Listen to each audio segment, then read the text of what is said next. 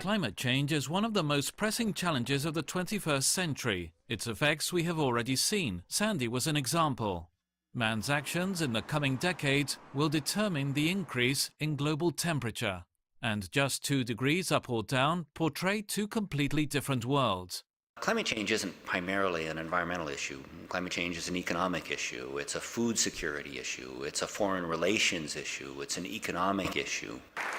So states Christopher Field, who yesterday received the BBVA Foundation Frontiers of Knowledge Award in climate change. This USA winner warns of the consequences of this change in the Mediterranean area: extreme heat waves, water shortages, more and worsening forest fires, but also of other less obvious changes. Everybody is now embedded in a global system where climate impacts everywhere can be caused by impacts anywhere. Economic impacts for farmers in Africa can show up as issues with political unrest or migration. This global problem requires a global solution. The first step, reduce CO2 emissions. Second, change gradually but in a resolute way how we produce energy. Field, who forms part of the largest group of experts on global climate change, the IPCC, believes there is still room to act, but the challenge is complex.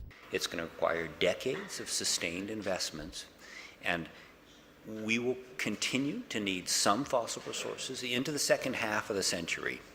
The real challenge is heading in the right direction. It's not getting a solution that's comprehensive and effective tomorrow. The IPCC experts meeting in Paris next year could be the turning point that scientists like him are waiting for.